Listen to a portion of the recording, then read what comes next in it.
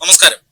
വയനാട്ടിലെ ദുരന്തവുമായി ബന്ധപ്പെട്ട് വയനാട്ടിലെ ഉരുൾപൊട്ടലിന്റെ രക്ഷാപ്രവർത്തനം ഇപ്പോഴും തുടർന്നുകൊണ്ടിരിക്കുകയാണ്. നിർണായകമായ രണ്ടാം ഘട്ടത്തിലാണ് ഇപ്പോൾ രക്ഷാപ്രവർത്തനം എത്തി നിൽക്കുന്നത്. വയനാടുമായി ബന്ധപ്പെട്ട നിരവധി വാർത്തകൾ നമ്മൾ മാധ്യമങ്ങളിലൂടെ കേൾക്കുന്നുണ്ട്. രക്ഷാപ്രവർത്തനം, സൈന്യത്തിന്റെ പങ്ക്, ഇന്നലെ പൂർത്തിയായ ബെയിലി പാലത്തിന്റെ നിർമ്മാണം, ഇതെല്ലാം തന്നെ മലയാളികൾ വാർത്താ മാധ്യമങ്ങളിലൂടെ സസൂക്ഷ്മം നിരീക്ഷിച്ചു വരികയാണ്. എന്തായാലും ഏവരുടെയും ആശങ്ക എന്താണ് ഈ വയനാട്ടിൽ സംഭവിക്കുന്നത്, എന്താണ് ഇതിനുള്ള ഒരു പരിഹാരം, ഇനിയെങ്കിലും ഈ മനുഷ്യ ജീവനുകൾ നഷ്ടപ്പെടാതെ നമുക്ക് എങ്ങനെ സംരക്ഷിക്കാം, ഇതൊക്കെയാണ് ഇനിയുള്ള ദിവസങ്ങളിൽ എന്തായാലും ചർച്ചയാകേണ്ടത്. അതിനായി നമ്മുടെ ഇന്നത്തെ ചർച്ചയിൽ നമ്മോടൊപ്പം ചേരുന്നത് ചലച്ചിത്ര പ്രവർത്തകയും അതോടൊപ്പം തന്നെ അവതാരകയും വയനാട്ടിൽ ടൂറിസം രംഗത്ത് പ്രവർത്തിക്കുകയും ചെയ്യുന്ന നമുക്കേറെ പരിചിതയായ വ്യക്തിത്വമാണ് ശ്രീമതി രഞ്ജിനി മേനോനാണ് നമ്മോടൊപ്പം ചേരുന്നത്. സ്വാഗതം ശ്രീമതി രഞ്ജിനി മേനോൻ. ഈ വയനാട്ടിലെ ഇപ്പോഴത്തെ ഒരു സ്ഥിതി നമുക്കറിയാമല്ലോ. താങ്കൾ ഇപ്പോൾ വയനാട്ടിലാണ് എന്ന് നമ്മൾ മനസ്സിലാക്കുന്നുണ്ട്. എന്തൊക്കെയാണ് അവിടെ നിന്ന് കിട്ടുന്ന പുതിയ വിവരങ്ങൾ? അതായത് ഈ ഒരു ഗ്രാമം, ഒന്നോ രണ്ടോ ഗ്രാമങ്ങൾ മുഴുവൻ ഒലിച്ചു പോയിരിക്കുന്നു. ഇനിയും ജീവനോടെ ആളുകളെ രക്ഷിക്കാൻ കഴിയും എന്ന് നമുക്ക് ഒരു നേരിയ പ്രതീക്ഷയെങ്കിലും ഉണ്ടോ? ഇന്നത്തെ ഒരു വാർത്തകൾ കേട്ടത് പ്രകാരം ഇന്നൊരു 4 ജീവനുകൾ നമുക്ക് രക്ഷപ്പെടുത്താൻ സാധിച്ചിട്ടുണ്ട് എന്നുള്ളത് ഇത്രയേറെ ഒരു വിഷമമുള്ള കാര്യങ്ങളുടെ ഇടയിൽ കേട്ട ഒരു വെള്ളിവെളിച്ചമാണ്, അല്ലെങ്കിൽ സന്തോഷകരമായ ഒരു വാർത്തയാണ്. അതുപോലെ ഇനിയും ഒരുപാട് പേര്, ഏകദേശം 200-ലധികം പേര് ഇപ്പോഴും മിസ്സിംഗ് ആണെന്നാണ് പറയുന്നത്. ഞാൻ അറിയുന്ന ഒരുപാട് പേര്, ഒരു 25-30 ആളുകൾ, എനിക്ക് നേരിട്ട് അറിയുന്ന ആളുകൾ പോലും മിസ്സായിട്ടുണ്ട്. അപ്പോൾ അവരെ എല്ലാവരും തിരിച്ചു കിട്ടും നമുക്ക് വലിയ പ്രതീക്ഷയൊന്നുമില്ല, എങ്കിലും ചെറിയൊരു പ്രതീക്ഷയാണ് ഇന്നീ കേട്ടത്. ഇത് രക്ഷാപ്രവർത്തനങ്ങൾ കാര്യമായിട്ട് നടക്കുന്നുണ്ട്. ഒരുപാട് ആളുകൾ, നാട്ടുകാരും ഒക്കെ സഹായിച്ചുകൊണ്ടിരിക്കുന്നുണ്ട്. പക്ഷെ എനിക്ക് ഒരു കാര്യം പറയാനുള്ളത്, ഈ രക്ഷാപ്രവർത്തനത്തിന്റെ പേരിൽ അതിനെപ്പറ്റി അത് അറിയുന്ന ആളുകളാണ് അവിടെ ചെയ്തുകൊണ്ടിരുന്നത്. NDRF-ഉം അല്ലെങ്കിൽ ആർമിയും ഫയർഫോഴ്സും പോലീസും ഒക്കെ ചെയ്യുന്നതിന്റെ ഒപ്പം, എന്നാൽ സഹായിക്കണമെന്ന് മനസ്സുള്ളവരൊക്കെ എല്ലാവരും ഇങ്ങ് പോരുക. പക്ഷെ അതൊരു നല്ല കാര്യം അല്ല എന്നാണ് ഇപ്പൊ എനിക്ക് മലയാളികളോട് പറയാനുള്ളത്. കാരണം ഇപ്പൊ റോഡുകളെല്ലാം ബ്ലോക്കാണ്. ഞങ്ങളുടെയൊക്കെ വീടിന്റെ മുന്നിലുള്ള റോഡുകളിലൊക്കെ നിരയായിട്ട് ആംബുലൻസുകളും ഒക്കെ കിടക്കുന്നുണ്ട്. അപ്പൊ വഴി ഒഴിച്ചിടുക, അനാവശ്യമായിട്ട് വയനാട്ടിലേക്ക് ആളുകൾ വരാതിരിക്കുക എന്നും കൂടി എനിക്ക് പറയാനുണ്ട്. ഈ സമയത്ത് ഒരുപാട് പേരെ കിട്ടിയിട്ടുണ്ട്, പക്ഷെ ബോഡികളായാൽ പോലും 10, 25, 30 കിലോമീറ്റർ അപ്പുറമുള്ള ചാലിയാറിൽ നിന്നും ഇരുവഞ്ഞിപ്പുഴയിൽ നിന്നൊക്കെയാണ് കിട്ടുന്നത്. അപ്പോ അതിനർത്ഥം മഴ ഇപ്പോൾ പെയ്തുകൊണ്ടിരിക്കുകയാണ്. സത്യത്തിൽ ഞാൻ ഇപ്പൊ നിങ്ങളുമായിട്ട് സംസാരിക്കുമ്പോൾ പോലും എനിക്ക് നല്ല പുറത്ത് മഴയുണ്ട്. ഇയർഫോൺ വെച്ച് സംസാരിക്കാൻ എനിക്ക് ഇഷ്ടമല്ല. അതുകൊണ്ട് ആ ഒരു അടപ്പിന്റെ ഉള്ളിൽ നിന്നുകൊണ്ടാണ് ഞാൻ ഇപ്പോഴും സംസാരിക്കുന്നത്. മഴ നിന്നിട്ടില്ല. എന്തായാലും ഈ വയനാട്ടിൽ ഇപ്പോ ഈ മുണ്ടക്കയിൽ ഉരുൾപൊട്ടൽ ഉണ്ടായിരിക്കുന്നു. 100 കണക്കിന് ജീവനുകൾ നഷ്ടപ്പെട്ടു. തീർച്ചയായും ഇത്തരം ടെറൈനിൽ താമസിക്കുന്ന ഒരു മലയോര ജില്ല എന്ന നിലയിൽ വയനാടിന്റെ മറ്റു ഭാഗങ്ങളിൽ ധാരാളം ആളുകൾ താമസിക്കുന്നുണ്ട്. ഇപ്പോഴും ഈ താങ്കൾ പറയുന്നത് പോലെ മഴ ഇങ്ങനെ തിമിർത്തു പെയ്യുന്ന ഈ സാഹചര്യത്തിൽ മറ്റുള്ളവരുടെ ഒരു മാനസികാവസ്ഥ എന്താണ്? തീർച്ചയായും അവരിലേക്കും ഈ ഭയം വ്യാപിച്ചിട്ടുണ്ടാവില്ലേ? തീർച്ചയായിട്ടും ഞങ്ങൾ വയനാട്ടുകാർക്ക് മുഴുവൻ ആ ഭയം വ്യാപിച്ചിട്ടുണ്ട്. 2 തരത്തിലുള്ള ഭയമാണ് ഇപ്പൊ എനിക്ക് തോന്നുന്നത്. ഒന്ന്, നമ്മൾ ഉറ്റവരും നമ്മൾ അറിയുന്നവരും നമ്മളെ പ്രിയപ്പെട്ടവരും ഒക്കെ പെട്ടെന്നൊരു ദിവസം ഇല്ലാതെ ആവുന്നു എന്ന് പറയുമ്പോൾ, ഒരുപക്ഷെ ഞാനൊക്കെ പലപ്പോഴും ഒരു വൈകുന്നേരം ഊണ് കഴിഞ്ഞോ അല്ലെങ്കിൽ ചായ കുടിച്ചിട്ടോ ഏറ്റവും മനോഹരമായിട്ടുള്ള വയനാടിന്റെ പ്രദേശങ്ങളിലൂടെ യാത്ര ചെയ്യണമെന്ന് ആഗ്രഹിക്കുമ്പോൾ പോയിക്കൊണ്ടിരുന്ന സ്ഥലങ്ങളാണ് ഇതൊക്കെ. അപ്പൊ നമ്മൾ ചായ കുടിച്ച ചായക്കടയും നമ്മള് നടന്നു പോയ വഴികളും നമ്മള് കണ്ടിരുന്ന സ്കൂളും തേയിലത്തോട്ടങ്ങളും അരുവിയൊക്കെ ഒരു നിമിഷം കൊണ്ട് ഇല്ലാതാവുക എന്ന് പറയുമ്പോൾ അതിന്റെ ഒരു ഷോക്ക് ഈ പറഞ്ഞ ചൂരൽമലയിലും മുണ്ടക്കയിലും ഉള്ളവർക്ക് മാത്രമല്ല, ഞങ്ങൾക്ക് എല്ലാവർക്കും ഉണ്ട്. അങ്ങനെ നോക്കിയാൽ ഞങ്ങൾ വയനാട്ടുകാർക്ക് മുഴുവനും ഒരു ഭീതിയും ഒക്കെ വ്യാപിച്ചിട്ടുണ്ട് ഞങ്ങളുടെയൊക്കെ ഉള്ളില്. മറ്റൊരു കാര്യം, ഇനി ഞങ്ങളുടെ ഒരു പേടി എന്താണെന്നറിയോ, ഈ ഇത്രയും ദിവസത്തെ ഈ രക്ഷാപ്രവർത്തനമൊക്കെ കഴിഞ്ഞ് ഞങ്ങൾ ഈ പറഞ്ഞ ബോഡികൾ ഇത്രയും കിട്ടി, ഒരു പ്രദേശം ഇല്ലാണ്ടായി എന്നൊക്കെ നിങ്ങൾ വാർത്ത പറയുന്നവർക്ക് പറയാം. പക്ഷെ അതിനപ്പുറത്തേക്ക് ഞങ്ങൾ വയനാട്ടുകാർ ഇനി അങ്ങോട്ടുള്ള ഓരോ ദിവസവും ഞങ്ങൾ എങ്ങനെയാണ് കടന്നു പോകേണ്ടത്, ഞങ്ങൾക്കുണ്ടായ ഒരു ട്രോമ എന്താണ്, അതിനെപ്പറ്റി ആരും ഇപ്പൊ ആലോചിച്ച് തുടങ്ങിയിട്ടില്ല. അത് വലിയൊരു കാര്യമാണ്. പിന്നെ വേറൊരു കാര്യം, ഇതോടുകൂടി വയനാടിനെ ഒലിച്ചുപോയി എന്നുള്ള പേരിലാണ് പല മാധ്യമങ്ങളും, മലയാള മാധ്യമങ്ങളെ മുഴുവൻ ഞാൻ പറയില്ല, അവർക്ക് പലപ്പോഴും മുണ്ടക്കയും ചൂരൽമലയും അട്ടമലയും ഒക്കെ അറിയാം. പക്ഷെ BBC പോലെയുള്ള മാധ്യമങ്ങള്, നാഷണൽ മീഡിയാസ് ഒക്കെ Wayanad has been washed out എന്നുള്ള പേരിലാണ് പറയുന്നത്. അത് സത്യത്തില് ഭയങ്കര അബദ്ധമാണ്, ഭയങ്കര തെറ്റായ ഒരു കാര്യമാണ്. കാരണം ഇത് ഇനി ഞങ്ങൾക്ക് ഇവിടെ ജീവിക്കണം, ഞങ്ങൾക്ക് തൊഴിലെടുക്കണം, ഞങ്ങൾക്ക് ബിസിനസ് ചെയ്യണം, ഞങ്ങൾക്ക് കൃഷി ചെയ്യണം. വയനാട് അപ്പാടെ ഒലിച്ചുപോയി എന്ന് പറഞ്ഞാൽ എന്താ ആളുകൾ ധരിക്കുക? എനിക്കിപ്പോഴും യൂറോപ്പിൽ നിന്നും അമേരിക്കയിൽ നിന്നും ഇന്ത്യയുടെ പല ഭാഗത്തു നിന്നും ഒക്കെ എന്നെ അറിയുന്ന ആളുകൾ വിളിച്ച് ഫോൺ എടുക്കുമ്പോൾ ഞാൻ ഹലോ എന്ന് പറയുമ്പോൾ തന്നെ അവര് ദീർഘനിശ്വാസം വിടും, അയ്യോ ജീവനോടെ ഉണ്ടല്ലോ എന്നാണ് പറയുന്നത്. അത്രയ്ക്കൊരു തോന്നൽ നമ്മൾ മീഡിയ ക്രിയേറ്റ് ചെയ്തിട്ടുണ്ട്. നമ്മുടെ ഞാൻ പറഞ്ഞ വേൾഡ് മീഡിയ ക്രിയേറ്റ് ചെയ്തിട്ടുണ്ട്. അതിന് നിങ്ങൾ എല്ലാവരും സഹായിച്ചിട്ട് അങ്ങനെ അല്ല വയനാട്.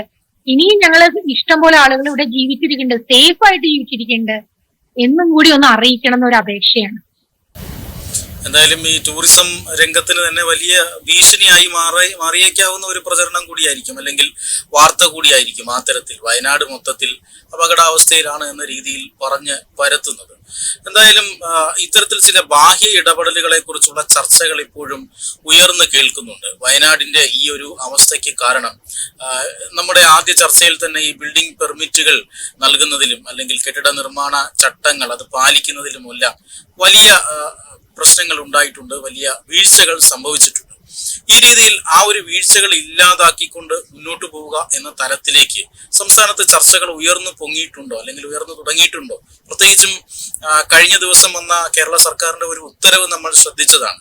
ശാസ്ത്ര രംഗത്ത് പ്രവർത്തിക്കുന്ന ശാസ്ത്ര സംഘടനകളെയും സ്ഥാപനങ്ങളെയും ഒന്നും ആ പഞ്ചായത്തിലേക്ക് കയറാൻ പാടില്ല, അവിടെ പഠനം നടത്താൻ പാടില്ല, അവിടെ റിപ്പോർട്ടുകൾ മാധ്യമങ്ങൾക്ക് പങ്കുവെക്കാൻ പാടില്ല എന്നൊക്കെയുള്ള ഉത്തരവുകൾ അത് പിൻവലിക്കപ്പെട്ടുവെങ്കിലും അതിലേക്ക് പോയ സാഹചര്യം എന്താണ്? ഇപ്പോഴും ആ ഒരു പ്രശ്നത്തിലേക്ക് അല്ലെങ്കിൽ ആ ഒരു കാര്യത്തിലേക്ക് സർക്കാർ വന്നിട്ടില്ല എന്നാണോ കരുതേണ്ടത്? എനിക്ക് തോന്നുന്നു കുമാർ, ഈ നമ്മളിപ്പോഴും ഈ വയനാട്ടുകാരെ സംബന്ധിച്ചിടത്തോളം മഴ പറയുമ്പോൾ നമുക്ക് എല്ലാവർക്കും മലയാളികളെ സംബന്ധിച്ചിടത്തോളം വളരെ റൊമാൻറ്റിക് ആയിട്ടുള്ള അല്ലെങ്കിൽ മഴയായിട്ട് വളരെ നല്ല ഓർമ്മകളാണ് എല്ലാവർക്കും ഉണ്ടാവുക. ഞങ്ങൾ വയനാട്ടുകാരെ സംബന്ധിച്ചിടത്തോളം ഒരു 10-15 വർഷം മുമ്പ് വരെ വയനാട്ടിലേക്ക് മഴ കാണാനായിട്ട് ആളുകൾ വരുമായിരുന്നു. നൂൽമഴയായിട്ടും അല്ലെങ്കിൽ പൊടിമഴയായിട്ടും ഒക്കെ. ഇന്ന് രാവിലെ പൊടിമഴ പെയ്തപ്പോൾ ഞാനത് പറയായിരുന്നു. ഈ മഴ കാണാൻ ആളുകൾ വന്നിരുന്ന ഒരു കാലം ഉണ്ടായിരുന്നു. പക്ഷെ ഓഫ് ലേറ്റ് കഴിഞ്ഞ ഒരു 10 വർഷക്കാലം കൊണ്ട് വയനാട്ടിലെ മഴയുടെ രീതി മാറിയിട്ടുണ്ട്. അത് കേരളത്തിന് മുഴുവനും നമുക്ക് മാറ്റം ഉണ്ടായിട്ടുണ്ട്. 18ലെയും 19ലെയും വെള്ളപ്പൊക്കം എന്ന് പറയുന്നത് എങ്ങനെയായിരുന്നു, എത്ര ഭീതിതമായിരുന്നു, എന്തുകൊണ്ടൊക്കെയാണ് അത് സംഭവിച്ചതെന്നൊക്കെ നമുക്ക് എല്ലാവർക്കും അറിയാം. വയനാട് സംബന്ധിച്ചിടത്തോളം ഏറ്റവും കൂടുതൽ മഴ കിട്ടുന്ന ഇന്ത്യയിലെ തന്നെ സ്ഥലങ്ങളിൽ ഒന്നാണ് ലക്കിടി എന്ന് നമുക്കറിയാം. അപ്പൊ ലക്കിടി മാറിയിട്ട് കുറച്ചും കൂടി മാറി ഈ പറഞ്ഞ സ്ഥലങ്ങളൊക്കെ മഴ കിട്ടുന്ന സ്ഥലങ്ങളാണ്. അപ്പോൾ മഴയുടെ തീരെ മാറി എന്ന് പറഞ്ഞാല് മഴയുടെ ശക്തി കൂടുകയും കുറഞ്ഞ സമയത്തിനുള്ളിൽ കൂടുതൽ മഴ പെയ്യുകയും ചെയ്യുന്ന ചില പ്രതിഭാസങ്ങൾ, അതായത് നമ്മൾ ക്ലൗഡ് ബേസ്റ്റ് എന്നോ പറയുന്ന ചില പ്രതിഭാസങ്ങൾ വയനാട്ടിൽ സംഭവിച്ചുകൊണ്ടിരിക്കുകയാണ്. അപ്പൊ മഴയുടെ ശക്തി കൂടുമ്പോൾ ഞങ്ങളെ പോലെയുള്ളവര് പേടിക്കുക. അപ്പൊ മഴ എന്ന് പറയുമ്പോൾ ഇപ്പൊ ഞങ്ങൾക്ക് ഈ വയനാട്ടുകാർക്ക് പേടിയാ. മലയാളികൾക്ക് പൊതുവെ പേടിയായിട്ടുണ്ട്, വയനാട്ടുകാർക്ക് കുറച്ചും കൂടി പേടിയാണ്. ഇതിന്റെ സൈഡിൽ ഇതിന്റെ ഒപ്പം നമ്മൾ ചിന്തിക്കേണ്ട 2-3 കാര്യങ്ങളുണ്ട്. കുറച്ചു വർഷങ്ങൾക്ക് മുമ്പ് ഞങ്ങളുടെ കളക്ടറായിരുന്ന ഒരുപക്ഷെ വയനാടിനെ സംബന്ധിച്ച് പറയുകയാണെങ്കിൽ വയനാടിന് ഏറ്റവും അധികം നന്മ ചെയ്തിട്ടുള്ള ഒരു കളക്ടർ എന്ന് പറയാം കേശവേന്ദ്രകുമാർ. അദ്ദേഹത്തിന്റെ കാലത്ത് വളരെ, ഞാൻ ആദ്യം ഒരു ഡിസ്കഷനിൽ ഇത് പറഞ്ഞിരുന്നു, വളരെ സ്ട്രിക്റ്റ് ആയിട്ടുള്ള ചില നിയമങ്ങൾ അദ്ദേഹം കൊണ്ടുവന്നിരുന്നു. മാധവ് ഗാഡ്ഗിൽ റിപ്പോർട്ട് നമ്മളെല്ലാവരും അദ്ദേഹം പറഞ്ഞ പല കാര്യങ്ങളും വളരെ എളുപ്പമല്ല നടപ്പിലാക്കാൻ എന്ന് പറഞ്ഞ് തള്ളുകയും പിന്നെ ഡൈല്യൂട്ട് ചെയ്തിട്ട് കസ്തൂരി രംഗൻ റിപ്പോർട്ട് ആണ് കുറച്ചുകൂടി ബെറ്റർ എന്ന് പറയുകയും ചെയ്തു. നമുക്ക് ഒരു പ്രത്യേകത എന്ന് വെച്ചാൽ, പ്രത്യേകിച്ച് ഞാൻ വയനാട്ടിൽ ജീവിക്കുന്നതുകൊണ്ട് പറയാം, വയനാട്ടിൽ പ്രത്യേകത മറ്റു പല സ്ഥലങ്ങൾ പോലെയല്ല. ഇവിടെ ഈ ജനവാസ കേന്ദ്രങ്ങൾ എന്ന് പറയുന്നത് ചിലപ്പോൾ കാടിന്റെ ഉള്ളിലായിരിക്കും, വളരെയധികം ഇന്റീരിയർ ആയിട്ടുള്ള സ്ഥലങ്ങള്. മറ്റു ഇപ്പൊ മൂന്നാറിലോ അല്ലെങ്കിൽ മറ്റു പല സ്ഥലങ്ങളിലോ മനുഷ്യവാസത്തിന് ഒരു മേഖലയുണ്ട്, അതിനപ്പുറത്തേക്ക് കാടിന്റെ ഉൾക്കാടുകളിലേക്ക് ആളുകൾ പോയി താമസിക്കുന്നില്ല. ഇവിടെ വയനാട്ടിൽ അങ്ങനെയല്ല. ആദിവാസികളായാലും കുടിയേറ്റ കർഷകരായാലും ഒക്കെ നമ്മൾ ഉള്ള കാടുകളിലൊക്കെ ചില സെറ്റിൽമെന്റ്സ് ഉണ്ടാക്കി താമസിക്കുന്നുണ്ട്. അത്തരത്തിൽ ഉണ്ടായ ഒരു ജനവാസ കേന്ദ്രമാണ് ഈ പറഞ്ഞ ചൂരൽമലയും മുണ്ടക്കൈയുമൊക്കെ. അവിടെ സെന്റിനൽ റോക്ക് എസ്റ്റേറ്റ് എന്ന് പറയുന്ന ഹാരിസൺ മലയാളത്തിന്റെ ഒരു ചായത്തോട്ടമുണ്ട്. അവിടെ ആ ചായത്തോട്ടവും അവരുടെ പാടിയും മാനേജേഴ്സ് ബംഗ്ലോ ഒക്കെ ഉണ്ടായിരുന്നുള്ളൂ. പക്ഷെ അതിന് അവിടെ ജീവിച്ചിരുന്ന സാധാരണ തോട്ടം തൊഴിലാളികളുടെ മക്കളൊക്കെ പഠിച്ച് കുറച്ച് നന്നായി ഒക്കെ വന്നപ്പോഴൊക്കെ ആ നാട്ടിൽ തന്നെ അവരുടെ സ്വന്തം നാട്ടിൽ വീട് വെക്കണം എന്ന് വെച്ച് വീട് വെക്കുകയുണ്ടായി. അങ്ങനെ ആ പ്രദേശത്തിന്റെ ഭംഗി കണ്ട് ടൂറിസം രംഗത്തുള്ളവരും അവിടെ പോയിട്ട് ബിൽഡിംഗ് കെട്ടാനും ടൂറിസം ഒക്കെ തുടങ്ങാനും ഒക്കെ ഇടയുണ്ടായി. സത്യം പറഞ്ഞിട്ട് ആ കേശവേന്ദ്രകുമാറിന്റെ റിപ്പോർട്ട് പ്രകാരവും അല്ലെങ്കിൽ ഗാഡ്ഗിലിന്റെ റിപ്പോർട്ട് പ്രകാരവും ഒക്കെ ഈ പ്രദേശങ്ങളൊക്കെ വളരെ എക്കോളജിക്കലി ഫ്രജൈൽ, എപ്പോ വേണമെങ്കിലും എന്ത് വേണമെങ്കിലും സംഭവിക്കാവുന്ന സ്ഥലങ്ങളാണ്. ആ സ്ഥലങ്ങളിൽ നമ്മൾ കൊണ്ടുപോയി കെട്ടിടങ്ങൾ വെക്കുകയും മരങ്ങൾ മുറിച്ചു മാറ്റുകയും ഒക്കെ ചെയ്തിട്ടുണ്ട്. അപ്പോൾ സോയിൽ പൈപ്പിംഗ് അവിടെ സംഭവിച്ചിട്ടുണ്ട്. മലയുടെ മുകളിലുള്ള മരങ്ങൾ മുറിച്ചു മാറ്റുമ്പോൾ അതിന്റെ വേര് അവിടെ തന്നെ അവശേഷിക്കുന്നു. ആ അവശേഷിച്ച വേരുകൾ കുറെ കഴിയുമ്പോൾ ദ്രവിച്ച് ഹോളോ ആയിട്ടുള്ള ഭൂമിയുടെ അടിയിലുള്ള ചില ചാലുകൾ രൂപപ്പെടുന്നു. ഈ മഴ കനത്ത് പെയ്യുമ്പോൾ, അധികമായിട്ട് പെയ്യുമ്പോൾ, കുറഞ്ഞ സമയം കൊണ്ട് ഈ വെള്ളം മുഴുവൻ ഭൂമിക്കടിയിലേക്ക് പോവുകയും ഭൂമി കുതിർന്നതിന് ശേഷം ഈ ചാലുകളിലൂടെ വെള്ളം താഴേക്ക് പോരുകയും പൈപ്പിംഗ് എന്നാണ്, സോയിൽ പൈപ്പിംഗ് എന്നാണ് ശാസ്ത്രജ്ഞർ പറയുന്നത്. അങ്ങനെ അവിടെ സംഭവിച്ചിട്ടുണ്ട്. അതിന്റെ ഉള്ളിൽ നിന്ന് ഇപ്പൊ ഉരുളൻ കല്ലുകളാണ് നമുക്ക്, പാറക്കല്ലുകളാണ് നമുക്ക്, കൂർത്ത കല്ലുകളല്ല നമ്മൾ കാണുന്നത്. ഇതൊക്കെ സംഭവിക്കുന്ന ഈ സോയിൽ പൈപ്പിംഗ് കൊണ്ടാണ്. ഇതും വലിയ കാരണം. ഇതൊക്കെ ആദ്യം തന്നെ വാർണിംഗ് കൊടുത്തതാ. പക്ഷെ അതെല്ലാം കാറ്റിൽ പറത്തി വീണ്ടും അവിടെ കെട്ടിടങ്ങൾ വരികയും ഒരു നോ സോൺ എന്ന് വേണമെങ്കിൽ നമുക്ക് പറയാം. ഈ നമ്മൾ പറയുമല്ലോ ഓറഞ്ച് അലേർട്ടും റെഡ് അലേർട്ടും ഒക്കെ മഴ വരുമ്പോൾ നമ്മൾ പറയുമല്ലോ, അതുപോലെ തന്നെ മനുഷ്യർക്ക് താമസിക്കേണ്ട സ്ഥലങ്ങളും താമസിക്കാൻ പാടില്ലാത്ത സ്ഥലങ്ങളുമുണ്ട്. പക്ഷെ താമസിക്കാൻ പാടില്ലാത്ത സ്ഥലങ്ങളിലേക്ക് നമ്മൾ കടന്നു കയറുമ്പോൾ വന്യജീവികളുടെ ആക്രമണം ഉണ്ടാവും, പ്രകൃതി തന്നെ ഇത്തരത്തിൽ പ്രതികരിക്കും. അതാണ് ഇവിടെ സംഭവിച്ചത്. അപ്പൊ ഒരു പരിധിവരെ നമ്മൾ വരുത്തി വെച്ചത് തന്നെയെന്ന് വേണം പറയാൻ. അല്ലെങ്കിൽ ഇതിന്റെ കൃത്യമായ ഉത്തരവാദിത്വം അവിടെ പോയി ഒരുപക്ഷെ ഒന്നും അറിയാതെ സെറ്റിലായ ആളുകളുണ്ടാവും, ഇത്തരം അറിവുകളൊന്നും ഇല്ലാത്ത സാധാരണക്കാരുണ്ടാവാം. പക്ഷെ അവരെ നിയന്ത്രിക്കേണ്ടത്, ഈ അപകടത്തെ കുറിച്ച് പറയേണ്ട ഉത്തരവാദിത്വം അധികൃതർക്കുണ്ട്. അത് അവർ ചെയ്തിട്ടില്ല എന്ന് വേണം പറയാൻ. ഇപ്പോൾ ഈ ശാസ്ത്ര സമൂഹം അവിടെ എത്തേണ്ടത് വയനാട്ടുകാരുടെ കൂടി ആവശ്യമാണല്ലോ. കാരണം അവിടെ എന്താണ് സംഭവിച്ചതെന്ന് അറിയാനും ഇനി അങ്ങനെ ഒരു ഉണ്ടാകാതിരിക്കാനുള്ള മുൻകരുതലുകൾ സ്വീകരിക്കാനും ഒക്കെ അത് ആവശ്യമാണല്ലോ. അത് ആ ഒരു സമൂഹത്തെ തടയുമ്പോൾ എന്ത് താല്പര്യമാണ് സംരക്ഷിക്കപ്പെടുന്നത്? ഇതില് കുറച്ചു കാലമായിട്ട് ശാസ്ത്രജ്ഞര് ഇനി പോവുക എന്നല്ല, ശാസ്ത്രജ്ഞന്മാര് ഒരുപാട് പേര് ഇവിടെ ഗവേഷണം നടത്തിക്കൊണ്ടിരിക്കുന്നുണ്ട്, നടത്തി റിപ്പോർട്ട് കൊടുത്തവരുണ്ട്. വയനാട്ടിൽ തന്നെ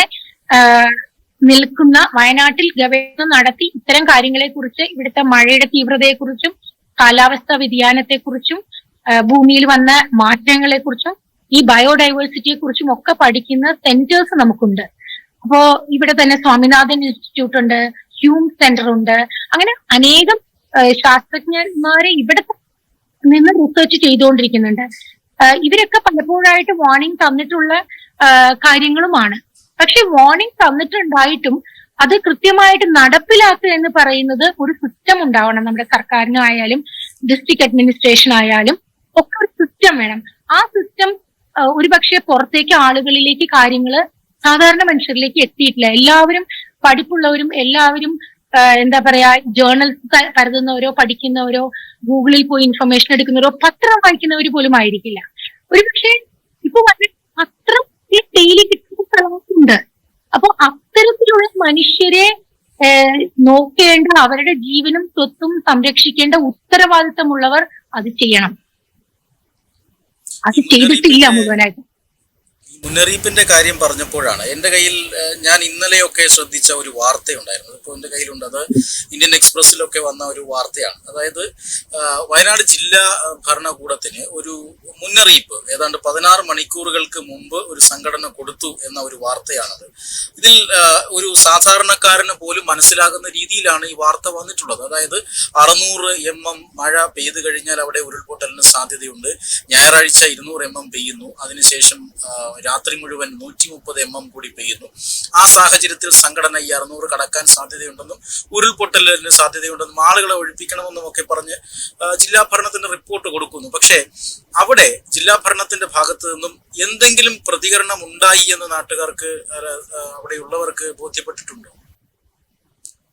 ഞാനിത് വായിച്ചു. ഇന്ത്യൻ എക്സ്പ്രസിലും മാധ്യമത്തിലൊക്കെ വന്നിട്ടുണ്ടായിരുന്നു, ഞാൻ വായിക്കുകയുണ്ടായി. ഇവിടെ പ്രവർത്തിക്കുന്ന ഒരു ഹ്യൂമൻ സെന്റർ എന്ന് പറയുന്ന അവര് ഇങ്ങനെയൊരു റിപ്പോർട്ട് അവര് ജില്ലാ ഭരണകൂടത്തിന് കൊടുത്തിരുന്നു എന്നുള്ളതാണ് ഞാൻ വായിച്ചറിഞ്ഞത്. ഇതിൽ എനിക്ക് തോന്നുന്നത് എല്ലാ ജില്ലാ ഭരണകൂടത്തിലും കലക്ടറുടെ കീഴിലായിട്ട് ഒരു ദുരന്ത നിവാരണ കാര്യങ്ങളെ കുറിച്ച് പഠിക്കാനും അല്ലെങ്കിൽ ആവശ്യ സമയത്ത് ഇംപ്ലിമെന്റ് ചെയ്യാനുമായിട്ട് ഒരു ബോഡി ഉണ്ട്. ആ ബോഡിയുടെയും കൂടി ഉത്തരവാദിത്തമാണെന്നാണ് ഞാൻ മനസ്സിലാക്കുന്നത്. അപ്പോ അങ്ങനെ അവര് റിപ്പോർട്ട് കൊടുത്തിട്ടുണ്ടെങ്കിൽ അത് എന്തുകൊണ്ട് പ്രോപ്പറായിട്ട് ഇംപ്ലിമെന്റ് ചെയ്തില്ല എന്നുള്ളത് വലിയൊരു ചോദ്യചിഹ്നമാണ്. ഒരുപക്ഷെ എനിക്ക് തോന്നുന്നു ഈ പറഞ്ഞ ഹ്യൂമൻ സെന്റർ കുറച്ച് വർഷങ്ങളായിട്ട് പ്രവർത്തിക്കുന്ന ഒരു സെന്ററാണ്. വളരെ ഇഫക്റ്റീവായിട്ട് കാര്യങ്ങൾ പഠിച്ച് പറയുന്ന സാധാരണ കർഷകരിലേക്കൊക്കെ ഇറങ്ങി പ്രവർത്തിക്കുന്ന ഒരു സെന്റർ ആണെന്നാണ് ഞാൻ മനസ്സിലാക്കുന്നത്. അവര് അവിടെയുള്ള സാധാരണക്കാരെ കുറെ അറിയിച്ചിട്ടുണ്ടായിരുന്നു. അവരാൽ കഴിയുന്നതിൽ നിന്നൊക്കെയാണ് ഞാൻ കേട്ടറിഞ്ഞത് കേട്ടോ. ഡയറക്റ്റ് ആയിട്ട് എനിക്കൊരു അറിവില്ല. അപ്പോ അറിഞ്ഞത് കുറെ പേരൊക്കെ മാറിപ്പോയി എന്നാണ് പറയുന്നത്. അത് ആ റിപ്പോർട്ടിൽ തന്നെ പത്രത്തിലുണ്ടായിരുന്നു. ഇതുപോലെയുള്ള സ്ഥലങ്ങൾ ഈ പറഞ്ഞ മുണ്ടക്കയം ചൂരൽമല അല്ല, വേറെ ഏതൊരു മണിക്കുന്ന് മല, അങ്ങനെ കുറച്ച് സ്ഥലങ്ങളെ കുറിച്ച് അവർ പറയുന്നുണ്ട്. ആ സ്ഥലങ്ങളിൽ ഇപ്പോഴും ഇവിടെ ആളുകളുണ്ടോ എന്ന് എനിക്കറിയില്ല.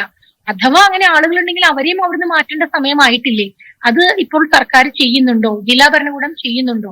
ഇത് നമ്മൾ അന്വേഷിക്കേണ്ടതുണ്ട്. പക്ഷെ ഈ റിപ്പോർട്ടിനെ പറ്റി ചില പത്രങ്ങളല്ലാതെ നമ്മൾ വിഷ്വൽ മീഡിയയില് ഞാൻ നിരന്തരം മലയാളം മീഡിയ കണ്ടുകൊണ്ടിരിക്കുകയാണ്. ഇടയ്ക്ക് ഇംഗ്ലീഷ് മീഡിയം കാണുന്നുണ്ട്. അവിടെ ഇതിനെപ്പറ്റി എവിടെയും പറയുന്നില്ല. ഇന്ന് വാർത്താ ചാനലുകൾ പറഞ്ഞത് ശാസ്ത്രജ്ഞന്മാരും എക്സ്പേർട്സും ഈ ദുരന്തമുഖത്തേക്ക് പോകരുത് എന്ന ആദ്യം ഒരു വാർത്ത വന്നു. പിന്നീട് കുറച്ചു കഴിഞ്ഞപ്പോൾ ആ ഉത്തരവ് പിൻവലിച്ചു CM എന്ന് പറഞ്ഞിട്ട് മറ്റൊരു വാർത്തയും വന്നു. പക്ഷെ ഇതൊക്കെ എന്തൊക്കെയോ തരത്തിലുള്ള ഒരു സസ്പീഷൻ, അഭ്യൂഹങ്ങൾ ഉണ്ടാക്കുന്ന തരത്തിലാണ് നമുക്ക് സാധാരണക്കാർക്ക് തോന്നുന്നത്. ഏതായാലും ശാസ്ത്രജ്ഞന്മാർ ഇത് പഠിച്ചിട്ടുണ്ട്, പഠിച്ചുകൊണ്ടിരിക്കുന്നുണ്ട്, അവര് വേണ്ടപ്പെട്ടവരെ അറിയിക്കുന്നുണ്ട് എന്നാണ് ഞാൻ വിശ്വസിക്കുന്നത്, ഞങ്ങളൊക്കെ വിശ്വസിക്കുന്നത്. പക്ഷെ പിന്നെ എവിടെയാണ് തെറ്റു പറ്റുന്നത് എന്ന് നമ്മൾ അന്വേഷിക്കേണ്ടിയിരിക്കും. അതായത് ഈ ഹ്യൂമൻ സെന്ററിന്റെ തന്നെ റിപ്പോർട്ട് പ്രകാരം ഇനിയും വൾണറബിൾ റീജിയൻസ് അവിടെയുണ്ട്. മഴ അതിശക്തമായി തുടരുകയുമാണ് അല്ലേ? രക്ഷാപ്രവർത്തനത്തിനുപരിയായി മറ്റു ചില കാര്യങ്ങൾ കൂടി ഭരണകൂടത്തിന് ചെയ്യാനുണ്ട് എന്നാണ് പറഞ്ഞു വെക്കുന്നത്. അതെ, ഇപ്പൊ നമ്മൾ കോൺസെൻട്രേറ്റ് ചെയ്ത് നമ്മൾ വാർത്തകളിൽ കാണുന്നത്, ഇപ്പൊ നമ്മൾ കോൺസെൻട്രേറ്റ് ചെയ്തുകൊണ്ടിരിക്കുന്നത് പൂർണ്ണമായിട്ടും ഈ മുണ്ടക്കൈ ചൂരൽമല മേഖലയാണ്. അവിടെ കോൺസെൻട്രേറ്റ് ചെയ്യേണ്ടതെന്നല്ല പറഞ്ഞത്. കാരണം അവിടെ അത്രയേറെ ജീവനുകൾ നഷ്ടപ്പെട്ടിട്ടുണ്ട്, ഒരുപാട് മാറ്റങ്ങൾ ഉണ്ടായിട്ടുണ്ട്. ഒരു മനുഷ്യായുസ്സിൽ നമ്മൾ കാണാവുന്നതിന്റെ മാക്സിമം അത്രയേറെ വേദനിപ്പിക്കുന്ന കാഴ്ചകൾ വയനാട്ടുകാർ കണ്ടും കഴിഞ്ഞു, ആ പ്രദേശത്തുള്ളവർ കണ്ടും കഴിഞ്ഞു. പക്ഷേ അതുപോലെ തന്നെ പ്രശ്നം ബാധിതമായിട്ടുള്ള സ്ഥലങ്ങൾ വേറെയും വയനാട്ടിലും കോഴിക്കോടും ഒക്കെ ഉണ്ട്. ഇപ്പോ ഇന്നലെ നമ്മളൊരു വാർത്ത കേട്ടു, വിലങ്ങാട് എന്ന് പറയുന്ന സ്ഥലത്ത്, അതായത് കോഴിക്കോടിന്റെ വടക്കൻ ഭാഗത്ത് ഉരുൾപൊട്ടി എന്ന് പറഞ്ഞു. അതുപോലെ മറ്റു പല സ്ഥലങ്ങളിലും നമ്മൾ തൃശ്ശൂർ ജില്ലയിൽ കേട്ടു. പക്ഷെ എന്തുകൊണ്ടാണ് ഇത്രയൊക്കെ ഈ ഉരുൾപൊട്ടുകയോ അല്ലെങ്കിൽ ലാൻഡ് സ്ലൈഡ്, ഉരുൾപൊട്ടൽ എന്ന് പറയുന്നതും ലാൻഡ് സ്ലൈഡും തമ്മിൽ കുറച്ച് വ്യത്യാസമുണ്ട്. ഭൂമി അടിയിൽ നിന്ന് പ്രഷർ കൊണ്ട് പുറത്തേക്ക് മണ്ണും വെള്ളവും കല്ലുകളും പുറത്തേക്ക് ശക്തിയായി പുറത്തേക്ക് വരുന്നതിനെ നമ്മൾ ഉരുൾപൊട്ടൽ എന്ന് പറയും. അതുപോലെ തന്നെ മല ഇടിഞ്ഞ താഴോട്ട് മണ്ണ് താഴോട്ട് വരുന്നതിനെയാണ് നമ്മൾ ഈ പറഞ്ഞ മല ഇടിച്ചിൽ, മണ്ണിടിച്ചിൽ, ലാൻഡ് സ്ലൈഡ് എന്ന് പറയുന്നത്. ഇത് രണ്ടും രണ്ടാണ്. രണ്ടിനെയും കാരണങ്ങൾ ഉണ്ട്, വ്യത്യസ്തമായ കാരണങ്ങളുമാണ്. അപ്പോ ഇതിനെക്കുറിച്ചൊരു ധാരണ സാധാരണ മനുഷ്യരിലേക്ക് ഇനി എത്തിയിരിക്കണം. എനിക്ക് തോന്നുന്നു ഇപ്പോ വിദേശത്തൊക്കെ വോൾക്കാനിക് ഇറപ്ഷൻ ഒക്കെ വരുന്ന സ്ഥലങ്ങളിലൊക്കെ ആ പ്രദേശത്തുള്ള ആളുകൾക്ക് ഇതിനെപ്പറ്റി ഒരു എഡ്യൂക്കേഷൻ ഗവൺമെന്റ് തന്നെ കൊടുക്കും. ഇത് വന്നാൽ ഇങ്ങനെ ചെയ്യണം, അല്ലെങ്കിൽ ഭൂമി കുലുക്കം വന്നാൽ നമ്മൾ എന്ത് ചെയ്യണം. നമ്മൾ പുറത്തേക്ക് ഇറങ്ങി നിൽക്കും അല്ലെ? ചെറിയ അറിവുകൾ നമുക്കുണ്ട്. സഹ്യപർവ്വതം എന്ന് പറയുന്നത് സത്യം പറഞ്ഞാൽ ഹിമാലയമാണ് ഇന്ത്യയിലെ ഏറ്റവും പുതിയ മലനിരകൾ എന്ന് പറയാം. അങ്ങനെ നോക്കിയാൽ അതിനേക്കാളും കുറച്ച് പഴയതാണ് സഹ്യൻ. അതിനും ആയുസ് കൂടുതൽ പഴയതാണ് ആരവല്ലിയൊക്കെ. അപ്പൊ സഹ്യപർവ്വതത്തിന് ഇങ്ങനെയൊക്കെ പ്രശ്നങ്ങൾ ഉണ്ടാവാമെന്ന് തിരിച്ചറിഞ്ഞാൽ നമ്മൾ സാധാരണ മനുഷ്യർക്ക് ചില കാര്യങ്ങൾ അറിവ് കൊടുക്കേണ്ട ഉത്തരവാദിത്വം അതോറിറ്റീസിനുണ്ട്. ഈ കാലാവസ്ഥ വ്യതിയാനം തന്നെയാണ്. കൂടുതൽ മഴ കുറഞ്ഞ സമയത്ത് പെയ്യുന്നു, നമ്മുടെ ഭൂമിയിൽ അത് താങ്ങി നിർത്താൻ ഈ ചുവന്ന ലാറ്ററൈറ്റ് മണ്ണാണ് വയനാടിന്. ഇത് ഡെക്കാൻ പ്ലേറ്റോ എന്ന് പറയുന്ന ഡെക്കാൻ പീഠഭൂമിയുടെ തെക്കേ അറ്റത്തെ തലയാണ് വയനാട്. ഒരു പക്ഷേ വയനാട് എന്ന് പറയുമ്പോൾ കേരളത്തിലെ മറ്റു സ്ഥലങ്ങളിൽ നിന്ന് വ്യത്യാസമുണ്ട് ഭൂപ്രകൃതിക്കും മണ്ണിനും ഒക്കെ. അപ്പൊ ഈ ചുവന്ന മണ്ണ്, ഇപ്പൊ അർജുന്റെ കേസ് നമ്മൾ കണ്ടു, ഇതൊക്കെ ഡെക്കാൻ പീഠഭൂമിയിൽ സംഭവിച്ച മലയിടിച്ചിലാണ്. അപ്പൊ ഇവിടെയും സംഭവിക്കാൻ സാധ്യതയുണ്ട്. ഇതാണ് നമ്മുടെ മണ്ണിന്റെ ഘടന. എന്താണ് ഈ പറഞ്ഞ ക്ലേ ആയിട്ടുള്ള മണ്ണ്, അതായത് പറ്റിമയുള്ള മണ്ണ്, ഈ ചുവന്ന മണ്ണാണ്, ഇതൊക്കെ വീഴും, ഇടിയാൻ സാധ്യതയുണ്ട് ഇങ്ങനെയൊക്കെ ചെയ്താലെന്ന് നമ്മൾ മനസ്സിലാക്കണം. ഇത് ശാസ്ത്രജ്ഞര് പറയുമ്പോഴും എക്സ്പേർട്ട് പറയുമ്പോഴും നമ്മൾ ചെവിക്കൊള്ളാറില്ല. നമ്മുടെ പുതിയ ആളുകളുടെ പണത്തിനോടും സ്ഥലത്തിനോടും ഒക്കെയുള്ള ദുര തന്നെയാണ് ഇതിന് കാരണം. ഉത്തരവാദിത്തമില്ല. ഈ സർക്കാർ പലപ്പോഴും ഈ ക്വാറി പോലുള്ള മേഖലകൾക്ക് വലിയ മുൻതൂക്കം നൽകുന്നതായി കണ്ടിട്ടുണ്ട്. അതായത് ഈ കോവിഡ് കഴിഞ്ഞതിന് ശേഷം ആദ്യം തുറന്നു കൊടുത്ത മേഖല കേരളത്തിൽ ക്വാറിയാണ് എന്ന് പറയുന്നത്. ഈ രീതിയിലൊക്കെയുള്ള കൊടുക്കുന്ന മുൻഗണനകൾ, അത് അർഹിക്കാത്ത മുൻഗണനകൾ കൊടുക്കുന്നത് ഒരു പക്ഷേ ജനവിരുദ്ധമല്ലേ? വയനാട്ടിലെ ജനത അങ്ങനെ ഒരു ആവശ്യം ഭരണകൂടത്തോട് ഉന്നയിക്കും. തീർച്ചയായിട്ടും. ഇത് നേരത്തെ ഞാൻ പറഞ്ഞില്ലേ, കുറച്ച് വർഷങ്ങൾക്ക് മുമ്പ് ഈ ഗാഡ്ഗിൽ റിപ്പോർട്ട് വന്നപ്പോഴും കേശവേന്ദ്രകുമാർ എത്ര കോറികളാണ് ഇവിടെ നിർത്തിവെച്ചതെന്നറിയോ? നമ്മൾക്ക് എല്ലാം കെട്ടിടം പണിയാനൊക്കെ കല്ലും മണ്ണിന്റെയും സിമെന്റിന്റെയും മണലിന്റെയും ഒക്കെ ആവശ്യമുണ്ട്. പക്ഷെ അത് എടുക്കേണ്ട സ്ഥലത്തുനിന്ന് ആവശ്യത്തിന് മാത്രമേ എടുക്കാൻ പാടുള്ളൂ. ഒരിക്കലും എടുക്കരുതെന്നല്ല പറയുന്നത്. അതിന് പകരമായിട്ടുള്ള പ്രോഡക്ട്സ് നമ്മൾ കണ്ടുപിടിക്കണം. എന്തൊക്കെ മാറ്റങ്ങൾ കൺസ്ട്രക്ഷൻ ഇൻഡസ്ട്രിയിൽ ഉണ്ടാവുന്നുണ്ട്, അപ്പൊ അത്തരത്തിലുള്ള മാറ്റങ്ങളെ കുറിച്ച് നമ്മൾ നോക്കണം. അതല്ലാതെ ഈ പറഞ്ഞ ഈ പുത്തുമല അല്ലെങ്കിൽ ചൂരൽമല, മുണ്ടക്കൈയുടെ അടുത്ത് തന്നെയാണ്. ഇപ്പൊ അപ്പുറത്ത് അമ്പലവയൽ എന്ന് പറഞ്ഞ പ്രദേശമുണ്ട്. എത്രയും കോറികൾ ഉണ്ടെന്നറിയോ അവിടെ? അപ്പോ നിസ്സാരമായിട്ട് കരുതുന്ന പല കാര്യങ്ങളും ഇത്തരത്തിലുള്ള അപകടങ്ങൾക്ക് കാരണമാവുന്നുണ്ട്. ഈ കോറികളുടെ എണ്ണം കൂടുക എന്ന് പറഞ്ഞാൽ ആവശ്യക്കാർ കൂടുതൽ ഉള്ളതുകൊണ്ടാണല്ലോ കോറികളുടെ എണ്ണം കൂടുന്നത്. എല്ലാ കോറിയും പൂർത്തിവെക്കണം എന്നല്ല പറഞ്ഞ, അപകടരഹിതമായിട്ടുള്ള സ്ഥലത്താണെങ്കിൽ ഇത്ര കോറികൾ അനുവദിക്കാമെന്നുണ്ട്, അത് ചെയ്യാം. അതിനപ്പുറത്തേക്ക് കുണ്ടും കൂടിക്കഴിഞ്ഞാൽ പ്രശ്നം തന്നെയാ. ഞാൻ ആരും ബിസിനസ് ചെയ്യരുതെന്ന് പറയുന്ന ഒരാളല്ല. ഇപ്പോ ഞാൻ ടൂറിസം മേഖലയിലുള്ള ഒരാളാണ്. ഏത് കാര്യവും നമ്മൾ സസ്റ്റൈനബിലിറ്റി എന്ന് പറഞ്ഞൊരു വാക്കുണ്ട് അല്ലേ?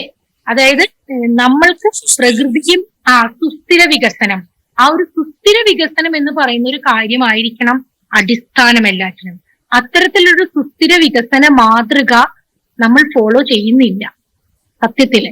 അതിന് എല്ലാ ഉത്തരവാദികളാണ്. സാധാരണക്കാര്, രാഷ്ട്രീയ പ്രവർത്തകര്, നമ്മളുടെ അധികൃതര്, ഉത്തരവുകൾ കൊടുക്കുന്ന അധികൃതര്, നിയമങ്ങൾ നടപ്പിലാക്കുന്നവര്, ഇതെല്ലാം, അല്ലെങ്കിൽ നിയമം ഉണ്ടാക്കുന്നവര്. നാടടച്ച് വെടിവെക്കാൻ പറ്റില്ല. അതുപോലെ നമുക്ക് ഇനി ഒന്നും ഉണ്ടാ എന്ന് പറഞ്ഞിട്ട് എല്ലാം അവസാനിപ്പിക്കാനും പാടില്ല. എല്ലാം വേണം, പക്ഷെ അത് ഒരു സുസ്ഥിര വികസനത്തിന്റെ മോഡലിലായിരിക്കണം. നമ്മള് ടൂറിസം ആയാലും കൃഷി ആയാലും. കൃഷി എന്ന് പറയുന്നത് പ്രധാനമാണ്. കാരണം കെമിക്കലുകൾ ഭൂമിയിലേക്ക് പോയി കഴിഞ്ഞാൽ മണ്ണിന്റെ ഘടന മാറും. അപ്പൊ കൃഷിക്കാരുടെ കയ്യിലും ഉത്തരവാദിത്തമുണ്ട്, ടൂറിസം രംഗത്തുള്ളവർക്ക് ഉത്തരവാദിത്തമുണ്ട്. എവിടെയെങ്കിലും സ്ലോപ്പുകളിലൊക്കെ കൊണ്ടുപോയി വലിയ കെട്ടിടങ്ങൾ വെക്കുക, എന്നിട്ട് വ്യൂ കിട്ടാനായിട്ട് കെട്ടിടങ്ങൾ വെക്കുക, അവിടേക്ക് ധാരാളം വണ്ടികൾ വരിക എന്നൊക്കെ പറയുന്നത് തെറ്റ് തന്നെയാണ്. അപ്പൊ എല്ലാം ചെയ്യാം. നമുക്ക് ടൂറിസം ഇവിടെ വേണം, കൃഷി നമുക്ക് ഇവിടെ വേണം, റിയൽ എസ്റ്റേറ്റ് വേണം, കോറികൾ വേണം, എല്ലാം വേണം. പക്ഷെ അതിനേതായിട്ടുള്ള ഒരു രീതിയിൽ വേണം. അതല്ല. ഈ കൃഷിയുടെ കാര്യം പറഞ്ഞപ്പോഴാണ് ഏലം കൃഷി മുതലായവ, തേയില, കാപ്പി, ഇതിലൊക്കെ ഉപയോഗിക്കുന്ന ചില വളങ്ങളും കീടനാശിനികളും എല്ലാം മണ്ണിന്റെ ഘടനയെ മാറ്റിമറിക്കുന്നുവെന്നും അത് ഇത്തരത്തിലുള്ള അപകടങ്ങൾക്ക് കാരണമാകുന്നു എന്നൊക്കെയുള്ള ഒരു സംസാരമുണ്ട്. അതിൽ എത്രത്തോളം ശാസ്ത്രീയതയുണ്ട്? അതില് നമ്മൾക്ക് ഇപ്പൊ കേരളത്തിലെ മറ്റ് ഈ മോണോകൾച്ചർ ഫാമിംഗ് എന്ന് പറയുന്ന തേയില മാത്രം, കാപ്പി മാത്രം, അല്ലെങ്കിൽ ഏലം മാത്രം എന്ന് പറയുന്ന തോട്ടങ്ങൾ കേരളത്തിന്റെ പല ഭാഗത്തും, ഇപ്പൊ മൂന്നാറിലൊക്കെ നമ്മളത് കാണും. പക്ഷെ വയനാടിനെ സംബന്ധിച്ചിടത്തോളം കുറെയൊക്കെ നമ്മൾ മിക്സ്ഡ് ക്രോപ്പിംഗ് ആണ്. അതായത് നമ്മൾ തേയിലത്തോട്ടത്തിൽ തന്നെ നമ്മള് മരങ്ങൾ വെക്കാറുണ്ട്, കുരുമുളക് വെക്കാറുണ്ട്, കുരുമുളക് വള്ളികൾ കയറ്റി വിടാൻ മരങ്ങൾ വെക്കാറുണ്ട്. കാപ്പിത്തോട്ടത്തിൽ തന്നെ ഓറഞ്ച് ഉണ്ടായിരുന്ന ഒരു കാലം ഉണ്ടായിരുന്നു, അല്ലെങ്കിൽ പലതരത്തിലുള്ള മരങ്ങൾ ഉണ്ടായിരുന്നു. അപ്പോ വയനാടിനെ സംബന്ധിച്ചിടത്തോളം മൂന്നാർ പോലെയല്ല, തെങ്ങുണ്ട് ഇവിടെ. കാരണം നാട്ടിൽ നിന്ന് കയറി വന്ന കുടിയേറ്റ കർഷകരായിട്ടുള്ളവര് അവർക്ക് ആവശ്യമുള്ളതെല്ലാം ഇവിടെ നട്ടു നനച്ചുണ്ടാക്കിയിട്ടുണ്ട്. അപ്പൊ അങ്ങനെ ഒരു മൾട്ടിപ്പിൾ ക്രോപ്പിംഗ് പാറ്റേൺ ഉണ്ടായിരുന്ന ഒരു ഭൂമികയാണ് വയനാട്. ആ ഒരു സാഹചര്യത്തിൽ നമുക്ക് കുറേയും കൂടി വയനാടിന് സേഫ്റ്റി ഉണ്ടായിരുന്നു, മരങ്ങൾ ഉണ്ടായിരുന്നു. ഇപ്പോ ഈ മോണോകൾച്ചർ എന്ന് പറയുന്ന ഒരേ കൃഷി, ഇപ്പൊ ഉദാഹരണത്തിന് ഏലം കൃഷി എന്ന് പറയുന്നത്, ഏലത്തിന്റെ കീഴില് നല്ലവണ്ണം മണ്ണിളക്കം വേണം എന്നാണ് പറയുക. അതായത് കൂടുതൽ കാറ്റ് കയറിയാൽ മാത്രമേ, വായു കടന്നാൽ മാത്രമേ നല്ല വിളവുണ്ടാവുള്ളൂ എന്ന് പറയും. അതുപോലെയാണ് ഈ മോണോകൾച്ചറിൽ കൂടുതൽ വിളവ് കിട്ടാനായിട്ട് കെമിക്കൽസ് ഒരുപാട് കൊടുക്കുന്നതായിട്ട് നമ്മൾ എല്ലാം കാണുന്നുണ്ട്. അതിൽ കാപ്പി മാത്രമാണ് അധികം കെമിക്കൽ ഇടാതെയുള്ള ഒരു വിള എന്ന് വേണമെങ്കിൽ പറയാം. ബാക്കിയെല്ലാം കെമിക്കൽ ഇട്ടിട്ട് തന്നെയാണ് വരുന്നത്. അപ്പൊ ഈ കെമിക്കൽ ഇടുന്നത് ഭൂമിയുടെ മാറ്റുന്ന കാര്യം വളരെ കൃത്യമാണ്. പിന്നെ അതിനെ ഒട്ടൊക്കെ പിടിച്ചു നിർത്തി ഈ മൾട്ടിപ്പിൾ ക്രോപ്പിംഗ് ആയിട്ട് പല വിളകളെ ഇടകലർത്തി വളർത്തുന്നതായിരുന്നു കുറെയൊക്കെ പിടിച്ചു നിർത്തിയിരുന്നത്. ഇപ്പോ പോയിട്ട് ഒന്നുമല്ലല്ലോ. ഈ ഏലകൃഷിക്കാരെ കംപ്ലീറ്റ്ലി കുഴപ്പമെന്ന് പറഞ്ഞാൽ അവരിനി എവിടെ പോകും? അത് പോകണില്ല പറഞ്ഞത്. അവര് കൃഷി ചെയ്യുമ്പോൾ അതിനൊരു നേരത്തെ പറഞ്ഞ വാക്ക് തന്നെ ഒരു സുസ്ഥിര മാതൃക അവരുടെ കൃഷിയിലും ഉണ്ടാവണം. പക്ഷെ വിള കൂടുതൽ കിട്ടാൻ കെമിക്കൽ ഇടാതെ അവർക്ക് വിള കിട്ടില്ല. വിള കിട്ടിയില്ല എന്നുണ്ടെങ്കിൽ അവരുടെ ജീവിതം കഷ്ടത്തിലാവും.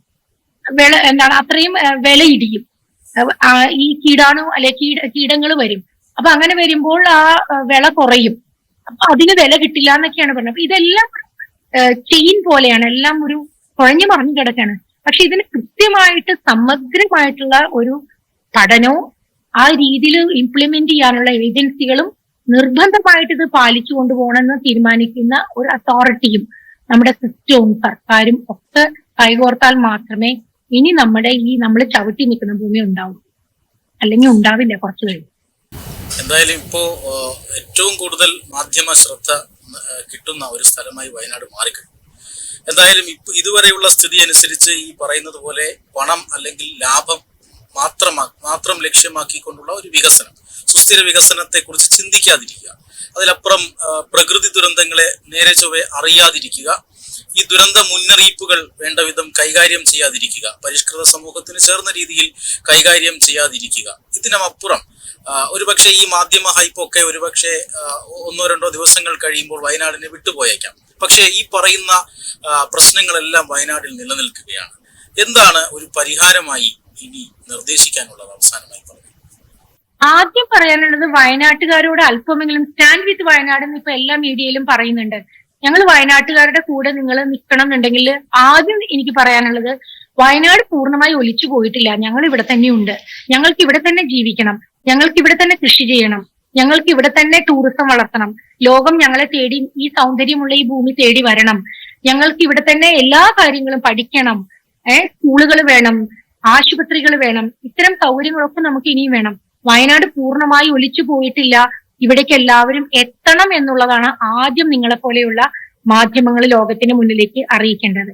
ഇപ്പോൾ ഈ അപകടം നടന്നിരിക്കുന്ന ഒരു സ്ഥലം എന്ന് പറയുന്നത് വയനാട്ടില് ഉള്ള ഈ ഒരു വയനാട് ജില്ല തന്നെ വലിയൊരു ജില്ലയാണ്. ജില്ലയുടെ അങ്ങേ അറ്റം എന്ന് വേണമെങ്കിൽ പറയാം, ഡെഡ് എൻഡ് എന്ന് പറയാം.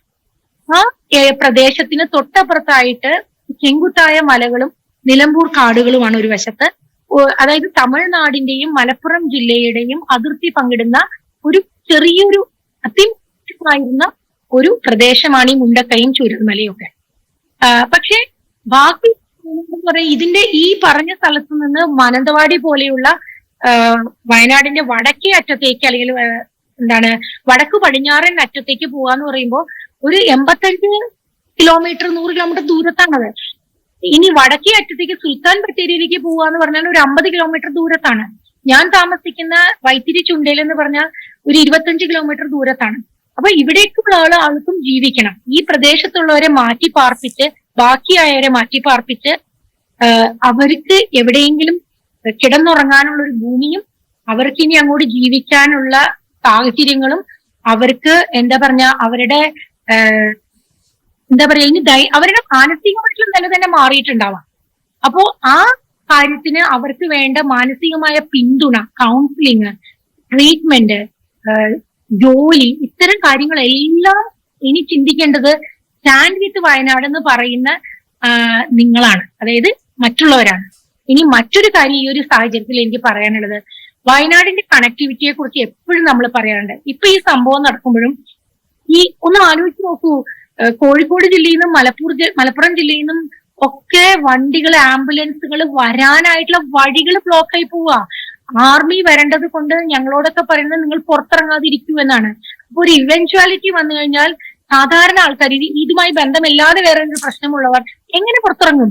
എങ്ങോട്ട് പോകും? അപ്പൊ കോഴിക്കോട് മെഡിക്കൽ കോളേജ് എന്ന് പറയുന്ന ഒരു പരിഹാരമല്ല. ഇന്നലെ രാത്രിയും മിനിഞ്ഞാന്ന് രാത്രിയും ഞാൻ ഉറങ്ങിയിട്ടില്ല. രാത്രി കാലങ്ങളിലൊക്കെ അല്ലെങ്കിലും ആംബുലൻസുകളുടെ ശബ്ദമാണ്. ഒരു രാത്രി കുറഞ്ഞത് 50 പ്രാവശ്യം ഞങ്ങൾ കേൾക്കും. കാരണം എന്താ, ഈ 50 ആംബുലൻസ് ഒരു ദിവസം പോകുമ്പോ അതില് ഒരു 20 ആംബുലൻസിലുള്ളവരെങ്കിലും മരിക്കുന്നുണ്ടാവും. ബോഡി ആയിട്ടായിരിക്കും തിരിച്ചു വരുന്നത്. എനിക്കറിയുന്ന എന്റെ അയൽവക്കക്കാരൻ 2-3 മാസം മുമ്പ് മരിച്ചു. ആ മനുഷ്യനെ ഇതുപോലെ നേരം വെളുപ്പാൻ കാലത്ത് നെഞ്ചുവേദനയെ തുടർന്ന് കോഴിക്കോട് എത്തിക്കാൻ നോക്കി, കൊടിവള്ളി വരെ എത്തിയുള്ളൂ. അപ്പോ ഇത് ഒരു മെഡിക്കൽ സൗകര്യങ്ങൾ ഇല്ല എന്നുള്ളത് ഒരു പ്രധാന. ഇനിയെങ്കിലും ആലോചിക്കൂ, ഇനിയെങ്കിലും ഞങ്ങളുടെ ജീവനിൽ ഒരു വിലയുണ്ടെങ്കിൽ, സർക്കാരിനും അല്ലെങ്കിൽ അധികൃതർക്കും ഒരു വിലയുണ്ടെങ്കിൽ ഞങ്ങൾക്ക് വേണ്ടി എത്രയും പെട്ടെന്ന് ഇപ്പൊ ഉള്ള ആശുപത്രി വലുതാക്കി എന്ന് പറഞ്ഞു. എന്ത് സൗകര്യമാണ് അവിടെയൊക്കെ ഉള്ളത്? അവിടെ സൗകര്യം ഉണ്ടായിരുന്നു. ഞാൻ വല്ലാതെ ശബ്ദം ഉയർന്നു പോവുകയാണ്, അറിയാതെ ഹൃദയത്തിൽ നിന്ന് ഇത് വരുന്നത്. അവിടെ സൗകര്യത്തിൽ ഇപ്പൊ ഈ സംഭവങ്ങള് മെഡിക്കൽ കോളേജിലേക്കും മറ്റു പലയിടത്തേക്കും കൊണ്ടുപോകേണ്ട ആവശ്യം ഉണ്ടായിരുന്നു. അപ്പോൾ അവിടെയുള്ള സൗകര്യങ്ങൾ അപര്യാപ്തമാണ്. ഇനി രണ്ടാമത്തെ ഒരു കാര്യം, ഞങ്ങൾക്ക് ഒരു ടണൽ കൂടി വരുന്നു എന്ന് പറയുന്നു, കണക്ടിവിറ്റി കൂട്ടാനായിട്ട്, ഉടനെ മൈസൂരിലേക്ക് എത്താനായിട്ട്. അതല്ല ഞങ്ങൾക്ക് ആവശ്യം. അത് വരുന്നത് ഈ പറഞ്ഞ വരുമെന്ന് പറയുന്നത് ഈ പറഞ്ഞ പ്രദേശങ്ങളിലൂടെയാണ്. ഏറ്റവും അധികം ഇക്കോളജിക്കലി ഫ്രജൈൽ, എപ്പോ വേണമെങ്കിലും ഇടിഞ്ഞു പോകാവുന്ന ഒരു സ്ഥലത്തെ കൂടി ഭൂമിയുടെ അടിയിലൂടെ ഒരു തുരങ്കപാത എന്ന് പറഞ്ഞാൽ പിന്നെ ഉണ്ടോ? ഇപ്പൊ തന്നെ ഇല്ല, ഇനി ബാക്കി ഉണ്ടാവുമോ? അപ്പൊ ഞങ്ങൾക്ക് ബദൽ കയറിയും പല സ്റ്റഡീസ് നടന്നതിന്റെ ഭാഗമായിട്ട് ചുരം ബദൽപാത എന്ന് പറയുന്ന ഒരു കാര്യമുണ്ട്. ഒരൊറ്റ ഹെയർപിൻ പോലും ഇല്ലാതെ ഞങ്ങൾക്ക് വടക്കേ അറ്റത്തേക്ക് എത്താനുള്ള മാർഗം ഇവിടെ ഉണ്ടാക്കിയിട്ടുണ്ട് എക്സ്പേർട്സ്. അതിനെക്കുറിച്ചൊന്നും എന്താ ചിന്തിക്കാത്തത്? അപ്പൊ ആദ്യം തുരങ്കപാത ആവശ്യം. തുരങ്കപാത പെട്ടെന്ന് ഉണ്ടാക്കാൻ പറ്റുമോ? അതിന് എത്ര ചെലവുണ്ട്? അതിന് എത്ര അപകടങ്ങളുണ്ട്? ഇതൊന്നും പറയാതെ സാധാരണക്കാരായ ആളുകള് അവർക്ക് വേഗം അവരുടെ അടുത്തേക്ക് എത്തിക്കാൻ വഴികൾ ഉണ്ടാവും, അല്ലെങ്കിൽ ഈ പറഞ്ഞ കണക്ടിവിറ്റി ഉണ്ടാവും എന്ന് പറഞ്ഞിട്ട് ജനങ്ങളെ പറ്റിക്കുകയാണ് ചെയ്യുന്നത്. സത്യം പറഞ്ഞാൽ അതല്ല അതിനുള്ള പരിഹാരം. നമുക്ക് പരിഹരിക്കാനായിട്ടുള്ള മാർഗങ്ങൾ ഒരുപാടുണ്ട്. നമുക്കറിയാം, ഇന്നലെ ഹിമാചലില് മണ്ണിടിച്ചിലുണ്ടായി, ഡാം പൊട്ടി എന്ന് പറഞ്ഞു. ഈ തുരങ്കം എന്ന് പറയുന്നത് എത്ര ആയാലും ഭൂമിയുടെ ഉള്ളിൽ തുരക്കുക എന്ന് പറയുന്നത് ഒരു നിവൃത്തിയില്ലെങ്കിൽ ചെയ്യേണ്ട ഒരു കാര്യമാണ്. നിവൃത്തി ഉണ്ടെങ്കിൽ മറ്റു മാർഗങ്ങളാണ് നമ്മൾ അവലംബിക്കേണ്ടത്. അപ്പൊ അങ്ങനെയുള്ള സാധ്യതാ പഠനങ്ങൾ ഉണ്ടായിട്ടുണ്ട്. ആ സാധ്യതാ പഠനങ്ങൾ എന്താണെന്ന് നോക്കേണ്ട ഉത്തരവാദിത്തമുണ്ട്. നമ്മൾ എല്ലാവരും കെ റെയിലിനെ കുറിച്ച് കുറച്ചു നാൾ മുമ്പ് കേരളം മുഴുവൻ ബഹളം വെച്ചു. അപ്പൊ കെ റെയിൽ എന്ന് പറയുന്ന ഫീസിബിൾ അല്ല എന്ന് CPIM-നകത്തുള്ള ആൾക്കാർക്ക് പോലും തോന്നി. ഒരുപക്ഷെ ആരെങ്കിലും സർക്കാരിനെ അതാണ് നല്ലതെന്ന് ധരിപ്പിച്ചിട്ടുണ്ടാവാം. ഏതായാലും അത് ശരിയല്ല എന്ന് ബോധ്യപ്പെട്ടപ്പോൾ അത് ഉപേക്ഷിക്കുകയുണ്ടായി. അതുപോലെ എനിക്ക് പറയാനുള്ള തുരങ്കപാത ഉപേക്ഷിക്കണം എന്നാണ് എന്നെ പോലെയുള്ള പലർക്കും പറയാനുള്ളത്. അതിന് പകരമായിട്ടുള്ള മാർഗങ്ങൾ നമുക്ക് നോക്കണം. ഇനിയെങ്കിലും ഇപ്പൊ ഇത്രയും സംഭവങ്ങൾ ഉണ്ടായല്ലോ, ഈ പറഞ്ഞ മേപ്പാടി വഴിയും അല്ലെങ്കിൽ ചുരൽമല വഴിയും ഒക്കെ പോകുക എന്ന് പറയുന്നത്, സുൽത്താൻ ബത്തേരി ആ വഴിക്ക് കടന്നു പോവുക, മുത്തങ്ങ കാടിനെ ഹനിക്കാതെ, കാടിലുള്ള മൃഗങ്ങൾക്കൊരു ദോഷം വരാതെ ഭൂമിയുടെ അടിയിലേക്ക് കൂടി പോവുക എന്ന് പറഞ്ഞാല് ആ പ്രദേശമൊക്കെ റിപ്പോർട്ട് പ്രകാരം, ഗാഡ്ഗിൽ റിപ്പോർട്ട് പ്രകാരം ഭൂമിക്ക് ഉറപ്പില്ലാത്ത സ്ഥലമാണ്. അപ്പൊ ഇനി വലിയൊരു ട്രാജഡി അതിന്റെ കൂടെ വരും. എന്തിനാണ് ഇതിനൊക്കെ പോകുന്നത്? അപ്പോ മാർഗം എന്ന് പറയുന്നത് സമഗ്രമായിട്ട് ഇതിനെ ഇപ്പോ ഉണ്ടാക്കിയ റിപ്പോർട്ടിനെ അടിസ്ഥാനപ്പെടുത്തി അതിന്റെ വരും വരായികൾ പഠിച്ച് ഒരു സുസ്ഥിരമായിട്ടുള്ള ഒരു പ്ലാൻ ഉണ്ടാക്കിയിട്ട് വയനാടിനായിട്ട് ഉണ്ടാക്കുക. വയനാടിനെ ഒറ്റപ്പെടുത്താതിരിക്കണമെങ്കിൽ വയനാട്ടിൽ ഇനിയും ജീവിതങ്ങൾ ബാക്കിയുണ്ട്. ഇവിടെ ഇനിയും ബിസിനസ്സും ടൂറിസവും കൃഷിയും ഒക്കെ ഉണ്ടാവണമെന്നുണ്ടെങ്കിൽ വയനാട്ടിലേക്ക് ഈ പ്രശ്നങ്ങളൊക്കെ കഴിഞ്ഞാൽ മറ്റിടങ്ങളിലേക്ക് ആളുകൾ കടന്നു വരണം. ഞങ്ങൾക്ക് ജീവിക്കണം, ഞങ്ങൾക്ക് ആളുകളെ കാണണം. ഞങ്ങൾ ഒറ്റപ്പെട്ടു പോകരുത്. ഞങ്ങൾ ഇപ്പൊ ഒറ്റപ്പെട്ടിരിക്കുന്ന, മാനസികമായിട്ടെങ്കിലും ഞങ്ങൾ ഒറ്റപ്പെട്ടിരിക്കുകയാണ്. നിങ്ങളെല്ലാവരും സ്റ്റാൻഡ് വിത്ത് വയനാട് എന്ന് പറയുമ്പോൾ എങ്ങനെയാണ് വയനാടിന്റെ കൂടെ സ്റ്റാൻഡ് നിൽക്കാൻ പോകുന്നത്? ഇത് കഴിഞ്ഞ് ഇപ്പൊ മാത്രമല്ല, ഇത് ഈ ആഴ്ച കഴിഞ്ഞ് ഈ പ്രദേശമെല്ലാം ആളുകളെ ഒഴിപ്പിച്ച് അവരെ കൊണ്ടുവന്ന് ആക്കി അവർക്കൊക്കെ വേണ്ടതെല്ലാം ചെയ്തു കൊടുത്തു കഴിഞ്ഞാലും വയനാടിന് മൊത്തത്തിൽ ഞങ്ങൾ ജീവിക്കണമെന്നുണ്ടെങ്കിൽ, ഞങ്ങളുടെ അടുത്ത തലമുറ ഈ നാട് ഉപേക്ഷിച്ച് പോകാതിരിക്കണമെന്നുണ്ടെങ്കിൽ ലോകം ഞങ്ങളുടെ കൂടെ നിൽക്കണം. അതിനെ ഞങ്ങളുടെ ബിസിനസ്സും ഞങ്ങളുടെ ടൂറിസവും ഞങ്ങളുടെ കൃഷിയും ഒക്കെ വളർത്തിക്കൊണ്ടുവരണം. അതിന് ഇനി മറ്റുള്ളവരോട് ഞങ്ങൾ സഹായം തേടുക ചെയ്യുന്നത്, സത്യത്തിൽ യാചിക്കുകയാണ് ചെയ്യുന്നത്. അതെ, വയനാട് പൂർണ്ണമായും ഒലിച്ചു പോയിട്ടില്ല. തിരിച്ചുവരവ് അതിന്റെ പാതയിലേക്ക് വരാനായി വയനാട്, അതുപോലെ തന്നെ വികസനത്തിന്റെ പാതയിലേക്ക് വരാൻ, ജീവിതം കരുപ്പിടിപ്പിക്കാൻ വയനാട് വെമ്പുകയാണ്. ഒരുപക്ഷെ ഈ രക്ഷാപ്രവർത്തനത്തിന് ശേഷം ക്യാമറ ലെൻസുകൾ വയനാടിൽ നിന്ന് മടങ്ങിയേക്കാം. പക്ഷേ വയനാടിനൊപ്പം നിൽക്കേണ്ടത് മുഴുവൻ കേരളത്തിന്റെയും ആവശ്യമാണ് എന്നാണ് നമ്മളിപ്പോൾ എത്തിച്ചേർന്നിരിക്കുന്ന ഒരു കൺക്ലൂഷൻ എന്നത്. വളരെയധികം നന്ദി ശ്രീമതി രഞ്ജിനി മേനോൻ നമ്മോട് ഈ ചർച്ചയ്ക്കൊപ്പം ചേർന്നതിന്, വലിയ വിവരങ്ങൾ തന്നതിന്. നമസ്കാരം. Powered by Jyothis. realizing your dream home. Our ongoing luxury apartments projects are Crown near Karivattam, The Square near UST Global, White Manor near Attigal Ambalatra, and Evergreens Luxury Villas near Tirumala. Call 90482 55599. Chodis Building Promoters Private Limited, Thiruvananthapuram.